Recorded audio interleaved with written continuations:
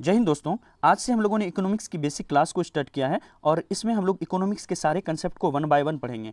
किसी भी सब्जेक्ट की शुरुआत जिस तरह से उसके डेफिनेशन से होती है, तो सबसे पहले आप मुझे बताइए कि इकोनॉमिक्स या अर्थशास्त्र कहते किसे हैं। देखिए, हमारी जो सोसाइटी है उसके अंदर में बहुत सारे नीड्स हैं, बहुत ज़्यादा नीड्स हैं हमारी, और हम सभी जानते हैं कि हमारे अर्थ पर रिसोर्स काफ़ी कम है ना। तो हमारी सोसाइटी जो है कैसे वो जो अवेलेबल स्कार्स रिसोर्स है उसका इस्तेमाल करके अपने लिए वैल्यूएबल कम्युनिटीज़ बनाती है हमारी ज़रूरतों के लिए, और कैसे उस वैल्यूएबल कम्युनिटीज़ को फिर से सोसाइटी के अंदर में डिस्ट्रीब्यूट करती है। तो सोसाइटी के द्वारा स्कार्स रिसोर्स का इस्तेमाल करके वैल्यूएबल गुड्स को बनाना ज़रूरतों को पूरा करने के लिए, और उन चीज़ों को दोबारा सोसाइटी में कैसे डिस्ट्रीब्यूट करती है हमारी सोसाइटी, इसकी जो टोटल स्टडी होती है उसी को हम लोग क्या कहते हैं, इकोनॉमिक्स या अर्थशास्त्र कहते हैं, है ना। आई होप कि आप समझ गए होंगे। अगर आप नहीं समझे होंगे तो आप कमेंट कीजिएगा, मैं और डिटेल मैनर में उसमें समझाऊंगा, है ना। साथ ही साथ हम लोग इकोनॉमिक एक्टिविटी या आर्थिक गतिविधि किसे कहते हैं इसको भी समझते चलते हैं। देखिए, वो सारी एक्टिविटी, वो सारी गतिविधियाँ जिससे आपको कुछ ना कुछ प्रॉफिट लॉस या अपनी जीविका चलाने के लिए आपको कुछ ना कुछ लाइवलीहुड कमाते हो, या रोजगार से रिलेटेड जितने सारे एक्टिविटीज़ होते हैं ये सब जो है इकोनॉमिक एक्टिविटीज़ कहलाते हैं, है ना। देखिए, जो हमारी इकोनॉमिक्स अर्थव्यवस्था उसके दो सार हैं, दो इसेंस हैं। पहला इसेंस ये है कि कैसे ह्यूमन लाइफ को बेटर बनाया जा सके अर्थ पर, है ना। हमारी जो धरती है इस पर कैसे इंसान की ज़िंदगी को और बेहतर बनाया जा सके, और साथ ही साथ जो हमारी लिविंग कंडीशन है डे टू डे लाइफ में उसको और कैसे उसमें इंप्रूवमेंट लाया जा सके, ये हमारे इकोनॉमिक्स का मेन मकसद होता है। देखिए, इकोनॉमिक्स और इकोनॉमी दो वर्ड होते हैं, तो यहाँ पर एक इकोनॉमिक्स हो गया, दूसरा इकोनॉमी हो गया। इकोनॉमिक्स तो हम लोग समझ गए कि ये एक स्टडी होता है जिसमें हम लोग चीज़ों को पढ़ते हैं। किसी जगह की इकोनॉमिक्स को ही हम लोग क्या कहते हैं, इकोनॉमी कहते हैं, है ना। जैसे इंडिया की अगर इकोनॉमी है तो उसको हम लोग बोलेंगे क्या, इंडियन इकोनॉमी। क्या बोलेंगे, इंडियन इकोनॉमी। आई होप कि आप यहाँ पर समझ गए होंगे। देखिए, अर्थव्यवस्था के सामने बहुत सारी चुनौती है, जिसमें सबसे मेन चुनौती तो उनके पास ये है कि सभी लोगों की आवश्यकता को कैसे एट अ टाइम पूरा किया जाए, है ना। हर एक इंसान, एवरी पॉपुलेशन जो है, हर एक इंसान को गुड्स एंड सर्विसेज चाहिए आज के दौर में, है ना। गुड्स जैसे कि मान लीजिए रोटी, कपड़ा, मकान, इस तरह की चीज़ें जितनी भी सारी हैं, ना, जो भी हमारी ज़रूरत की चीज़ें हैं। इसके अलावा रिसोर्स में हम लोग पढ़ सकते हैं, जैसे कि एजुकेशन चाहिए सबको, अच्छी हेल्थ केयर फैसिलिटी चाहिए, बैंकिंग चाहिए। तो हर एक इंसान को क्या है, अपनी नीड्स होती है, और अर्थव्यवस्था का जो मेन मकसद होता है वो लोगों की नीड्स को पूरा करना होता है, लोगों को गुड्स एंड सर्विसेज प्रोवाइड करना होता है। अर्थव्यवस्था की चैलेंजेस को हम लोग दो एस्पेक्ट में पढ़ सकते हैं, जिसमें पहला चैलेंज है अवेलेबिलिटी का और दूसरा चैलेंज है प्रेजेंस ऑफ सप्लाई नेटवर्क का। अवेलेबिलिटी में क्या है कि जो भी गुड्स एंड सर्विसेज हमको चाहिए वो up to the good mark, यानी अच्छी क्वालिटी का होना चाहिए, गुड क्वालिटी का वो हमारा गुड्स एंड सर्विसेज हमको मिलना चाहिए। दूसरा क्या है कि एक सप्लाई नेटवर्क होना चाहिए, जिससे कभी भी ये गुड्स एंड सर्विसेज जो है इसका सप्लाई कभी बंद ना हो, ये लगातार लोगों तक मिलता रहे, इसकी जो है नेटवर्किंग बंद नहीं होनी चाहिए, है ना। अब देखिए, जो हमारी इकोनॉमी है ना, वो तीन तरह की होती है। पहली इकोनॉमी जिसमें है हमारा कैपिटलिस्ट इकोनॉमी, दूसरा है हमारा स्टेट इकोनॉमी। कैपिटलिस्ट इकोनॉमी को पूंजीवादी अर्थव्यवस्था भी कहते हैं और स्टेट इकोनॉमी को राज्य अर्थव्यवस्था भी कहते हैं। और तीसरे तरह का जो हमारे पास इकोनॉमी है उस इकोनॉमी को हम लोग कहते हैं मिक्स्ड इकोनॉमी, है ना। चलिए आइए बारी बारी से पढ़ते हैं। सबसे पहले हम पढ़ते हैं पूंजीवादी अर्थव्यवस्था या फिर कैपिटलिस्ट इकोनॉमी किसको कहते हैं। देखिए, एक बहुत बड़े स्कॉटिश साइंटिस्ट थे जिसका नाम था एडम स्मिथ। एडम स्मिथ, आप लोग चाहें तो नोट डाउन कर लें, एडम स्मिथ। एडम स्मिथ ने एक बुक लिखी थी 1776 में, जस्ट अमेरिका के आज़ाद होने के एक साल बाद। अमेरिका आज़ाद हुआ था 1775 में, और 1776 में उन्होंने एक बुक लिखी थी और उस बुक का नाम था the wealth of nation.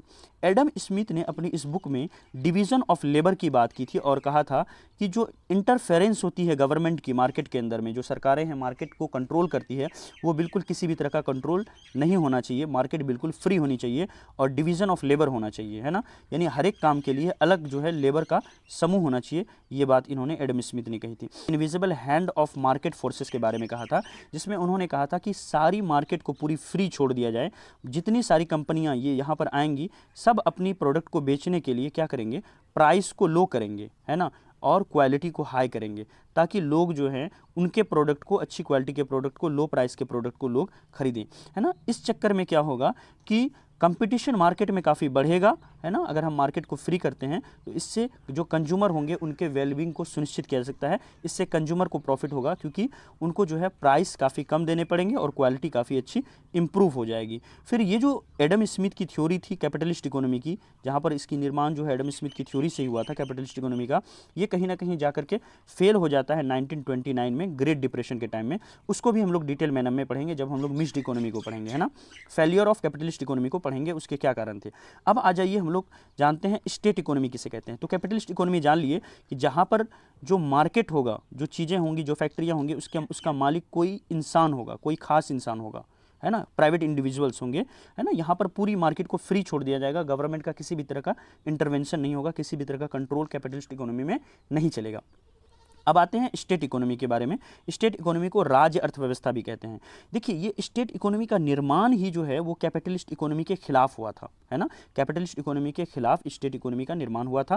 Karl Marx बहुत बड़े एडवोकेटर थे इस स्टेट इकोनॉमी का। कार्ल मार्क्स की बात करें तो 1818 में इनका जन्म हुआ था और 1883 में इनकी डेथ हुई थी। सबसे पहले जो है स्टेट इकोनॉमी का कंसेप्ट जो है बॉल्शेविक रेवोल्यूशन के टाइम में 1970 में जब रसिया के अंदर में बॉल्शेविक क्रांति चल रही थी वहाँ पर आया, और इनको जो है एक शेप के तौर पर, एक आइडियल शेप जो है वो चाइना के अंदर में 1949 में जब चाइना आज़ाद हुआ तो वहाँ पर जाकर के जो है स्टेट इकोनॉमी पर चाइना का निर्माण ही स्टेट इकोनॉमी के बेस पर हुआ। स्टेट इकोनॉमी की बात करें तो दो तरह के स्टेट इकोनॉमी होते हैं, दोनों का कंसेप्ट आपके लिए क्लियर होना जरूरी है। बहुत बार आपने नाम सुना होगा सोशलिस्ट इकोनॉमी और कम्युनिस्ट इकोनॉमी, है ना। समाजवादी अर्थव्यवस्था और साथ ही साथ आपने सुना होगा पूंजीवादी अर्थव्यवस्था। ये दोनों अर्थव्यवस्था क्या हैं, जैसा कि नाम से ही जाहिर हो रहा है, समाजवादी अर्थव्यवस्था, है ना। यानी यहाँ पर कंट्रोल जो होगा, प्रोडक्शन जो होगी वो सोसाइटी के द्वारा होगा, और इन जो भी प्रोडक्शन यूनिट होंगे उसके मालिक कौन होंगे, उसके मालिक सोसाइटी होंगे, है ना। जबकि कम्युनिस्ट इकोनॉमी के अंदर में क्या होता है कि यहाँ पर सोसाइटी का नहीं बल्कि स्टेट का ओनरशिप चलता है। जो देश की सरकारें होंगी वो वहाँ की जितनी सारी प्रॉपर्टीज़ होंगी उस देश में, वहाँ के जो लेबर होंगे उन सब के मालिक होंगे, और टोटल एब्सोल्यूट कंट्रोल जो होगा वो किसका चलेगा, सरकारों का चलेगा। तो समाजवादी अर्थव्यवस्था में सरकार मालिक होता है, जबकि समाजवादी अर्थव्यवस्था में सोशलिस्ट में समाज मालिक होते हैं, सोसाइटी मालिक होती है ना। अब देखिए ये जो दोनों अर्थव्यवस्था के बारे में हमने कैपिटलिस्ट और स्टेट इकोनॉमी के बारे में पढ़े हैं, ये दोनों एक दूसरे पर बहुत गहरी आरोप लगाते हैं। देखिए स्टेट इकोनॉमी का कहना है कि जो कैपिटलिस्ट इकोनॉमी होता है ये एक्सप्लॉयटेटिव होता है। कैसे एक्सप्लॉयटेटिव होता है कि जैसे मान लीजिए कि कोई एक फैक्ट्री लगी हुई है ए, इस फैक्ट्री के अंदर में 1000 मजदूर, 1000 मजदूर काम करते हैं। इस फैक्ट्री को जितना भी प्रॉफिट होगा वो सारा प्रॉफिट कौन ले जाएगा, एक इंडिविजुअल ले जाएगा, आई ले जाएगा, ठीक है। इंडिविजुअल को आई मान लेते हैं, और जो 1000 मजदूर हैं इसको मिलेगा क्या, जो इसकी फिक्स्ड सैलरी थी 5000 रुपया, 10,000 रुपया पर मंथ, है ना, या 15,000 रुपया पर मंथ, ये उन्हीं इतनी ही मिलेगी। जबकि यहाँ पर क्या होगा, सारा प्रॉफिट कौन ले जाएगा, इंडिविजुअल ले जाएगा। तो कहीं ना कहीं वर्कर्स का एक्सप्लॉयटेशन होता है, किसके द्वारा, ऑनर के द्वारा। ये स्टेट इकोनॉमी के द्वारा इस पर आरोप लगाया जाता है कैपिटलिस्ट इकोनॉमी के ऊपर। अब कैपिटलिस्ट इकोनॉमी क्या आरोप लगाती है उसको भी सुन लीजिए। कैपिटलिस्ट इकोनॉमी का कहना है कि जैसा हम हैं वैसे ही आप हैं, है ना, यानी हम में और आप में कोई ज़्यादा डिफरेंस नहीं है। जहाँ पर आप मुझे बता रहे हो कि एक इंडिविजुअल के द्वारा कैपिटलिस्ट इकोनॉमी चलती है, उसी तरह से स्टेट इकोनॉमी जो है सरकार के द्वारा चलती है। अगर हम यहाँ पर एक्सप्लॉयटेशन कर रहे हैं तो आप भी वहाँ पर एक्सप्लॉयटेशन कर रहे हैं। यानी स्टेट इकोनॉमी के अंदर में सरकारें लोगों की एक्सप्लॉयटेशन करते हैं, गवर्नमेंट जो है क्या करती है, लोगों की एक्सप्लॉयटेशन करती है। तो ये जो दोनों अर्थव्यवस्था है ये कहीं ना कहीं आपस में संपन्न नहीं हो पाई, क्योंकि आप अगर स्टेट इकोनॉमी को देखोगे तो ये मेनली रसिया के अंदर में थी, रसिया के अंदर में, इसके अलावा चाइना के अंदर में थी, है ना, और जो हमारा ईस्टर्न यूरोप होता है उनके अंदर में थी। ये तो तीनों जो कंट्रियां थी एक्सेप्ट चाइना को अगर छोड़ दें तो रसिया और ईस्टर्न यूरोप में उतनी ज़्यादा ग्रोथ विकास नहीं देखा गया जितना जो है कैपिटलिस्ट इकोनॉमी के अंदर में अमेरिका के अंदर में देखा गया। अब देखिए अमेरिका के अंदर में भी कैपिटलिस्ट इकोनॉमी बहुत अच्छी चल रही थी, फिर अमेरिका की कैपिटलिस्ट इकोनॉमी फेल क्यों हो गई, तो वहाँ से जहाँ से कैपिटलिस्ट इकोनॉमी फेल होती है और स्टेट इकोनॉमी भी फेल होती है, वहीं से जो है हमारा तीसरा इकोनॉमी जिसको हम लोग मिक्स्ड इकोनॉमी कहते हैं उसका निर्माण होता है। मिक्स्ड इकोनॉमी कहते किसे हैं, इसको आप शॉर्ट में समझ लीजिए कि कैपिटलिस्ट इकोनॉमी जब अपनी कमियों को पूरा करने के लिए 2-4-10 कदम स्टेट इकोनॉमी की तरफ चल पड़ते हैं, यानी स्टेट इकोनॉमी की कुछ अच्छी बातें कैपिटलिस्ट इकोनॉमी अपने में समा लेती है, या दोनों की अच्छी बातों को मिला करके एक जो नई इकोनॉमी बनती है उसी को हम लोग क्या कहते हैं, उसी को हम लोग मिक्स्ड इकोनॉमी कहते हैं। देखिए अमेरिका के अंदर में कैपिटलिस्ट इकोनॉमी फेल क्यों हुआ, है ना, इस चीज़ को समझते हैं। देखिए अमेरिका में सब कुछ अच्छा चल रहा था, कैपिटलिस्ट इकोनॉमी अच्छी ग्रो कर रही थी। फिर फाइनली 1929 में आपको पता है कि विश्व लेवल का डिप्रेशन आता है, मंदी आती है, पूरी विश्व में मंदी आती है। अमेरिका के अंदर में बैंक्स कोलैप्स कर जाते हैं, जिसके वजह से क्या होता है, पूरे विश्व में मंदी देखने को मिलती है। तो इसी को ग्रेट डिप्रेशन कहा गया। एक बहुत बड़े फिलोसफर थे, है ना, इकोनॉमिस्ट थे, जिसका नाम था जॉन मेनार्ड केनीज, है ना। इनको ये काम दिया गया कि ग्रेट डिप्रेशन को क्यों हुआ अमेरिका के अंदर में, कहाँ पर लूप होल्स हैं, कहाँ कमियां हैं, इसको पता लगाया जाए। तो इन्होंने इस पर पूरी स्टडी किया और स्टडी करने के बाद इन्होंने पाया कि जो कैपिटलिस्ट इकोनॉमी है वहाँ पर जो मालिक होते हैं वो कौन होते हैं, प्राइवेट होते हैं।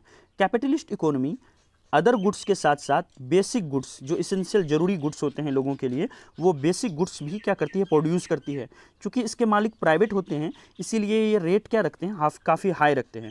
तो जो आम लोग होते हैं, गरीब लोग होते हैं, है ना, जो मिडिल क्लास लोग होते हैं, वो बेसिक नीड्स के लिए काफ़ी हाई रेट पे करते हैं, जिससे क्या होता है, इसकी परचेजिंग पावर घट जाती है ना।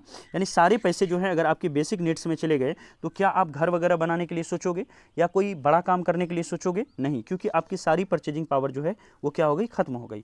तो अगर परचेजिंग पावर लोगों की खत्म हो जाती है तो लोग बेसिक नीड्स तक ही सिमट के रह जाते हैं और जो ओवरऑल अदर गुड्स का डिमांड है वो मार्केट में काफ़ी गिर जाता है। तो इससे मार्केट को काफ़ी ज़्यादा नुकसान पहुंचता है और जो एक डिमांड होता है मार्केट के अंदर में उस पर बहुत गहरा असर पड़ता है और इससे क्या होता है, धीरे धीरे रिसेशन आती है, अर्थव्यवस्था 1-2 साल क्या होती है, लॉसेस में जाती है और फाइनली यहाँ पर क्या होता है, बहुत गहरा डिप्रेशन में चला जाता है, जिसमें ये क्या करते हैं, लंबे समय तक अर्थव्यवस्था वापस नहीं लौटती है, बहुत मंदी के साथ चलती है ना।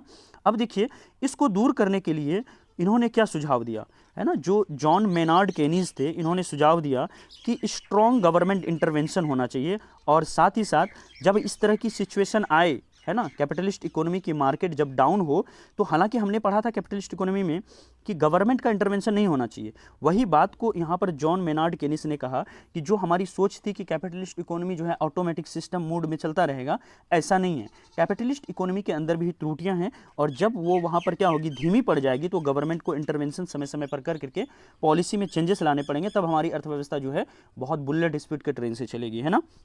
इसके लिए उन्होंने कहा कि जब इस तरह की सिचुएशन आए तो जब डिमांड मार्केट से खत्म हो जाए तो गवर्नमेंट को क्या करना चाहिए, मार्केट में पैसा इन्वेस्ट करना चाहिए। आप जानते हैं जैसे इंडियन गवर्नमेंट है तो इसके पास आरबीआई है, रिजर्व बैंक ऑफ इंडिया है ना, या इनके पास अपनी संपत्ति है ना, टैक्सेस वगैरह से पैसे कलेक्ट होते हैं।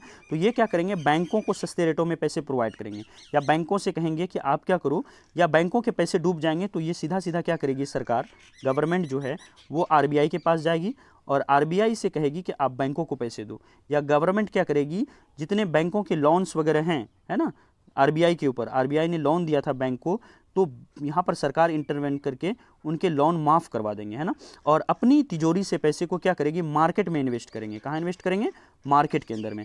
तो इससे क्या होगा, मार्केट में एक्सपेंडिचर बढ़ जाएगा, मार्केट में पैसे आ जाएंगे, बैंक में अच्छी खासी रकम आ जाएगी, तो बैंक दोबारा से लोन देना लोगों को शुरू करेगा, फिर से लोगों के पास पैसे आएंगे तो लोग क्या करेंगे, मार्केट की तरफ भागेंगे और उस पैसे को मार्केट में खर्च करेंगे, तो इससे फिर से अर्थव्यवस्था में क्या होगी, तेजी आ जाएगी।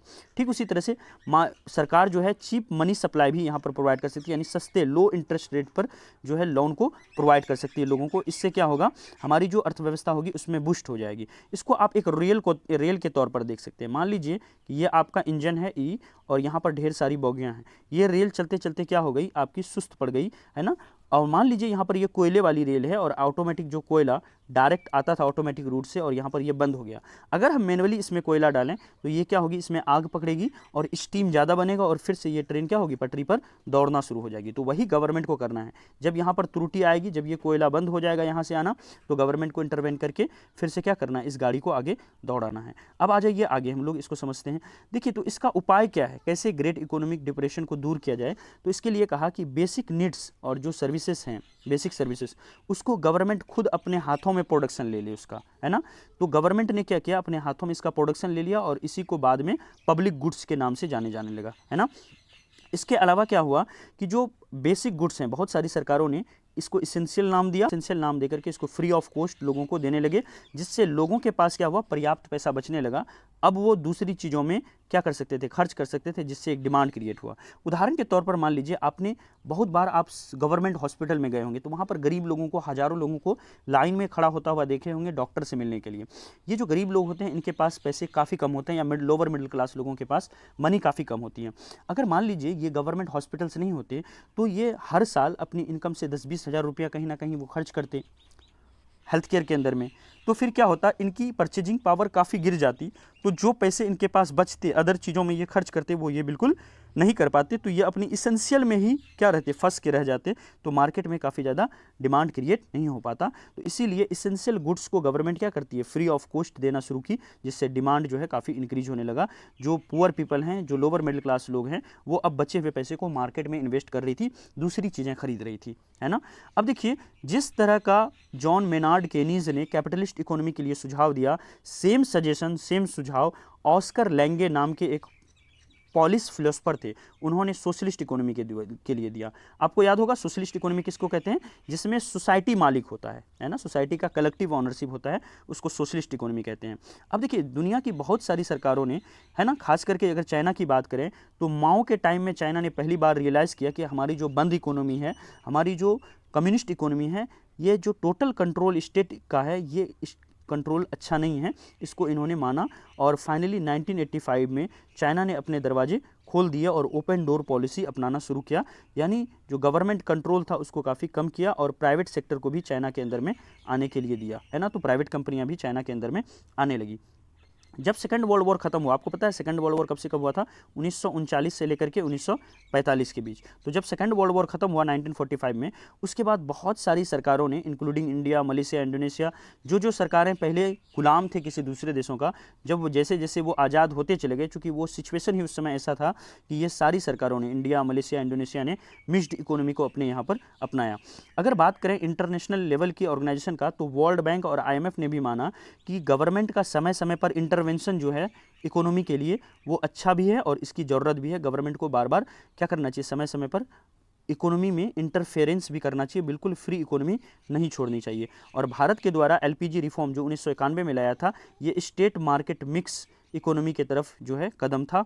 अब देखिए, ये पूरा बेसिक क्लास को हम लोगों ने यहाँ पर डिस्कस किया। नेक्स्ट वीडियो में हम लोग जो है क्या करेंगे, सेक्टर्स ऑफ इंडियन इकोनॉमी, है ना, इसको पढ़ेंगे सेक्टर्स ऑफ इंडियन इकोनॉमी, जिसमें हम लोग जो है बारी बारी से सबके बारे में पढ़ेंगे। प्राइमरी सेक्टर किसको कहते हैं, सेकेंडरी किसको कहते हैं, टर्सरी किसको कहते हैं, ये सारी चीज़ों को पढ़ेंगे। अगर आप इस चैनल पर नए हैं तो कृपया चैनल को सब्सक्राइब कर दें।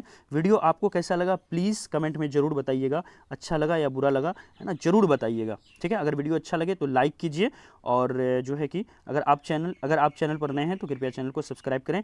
Thank you so much, have a nice day.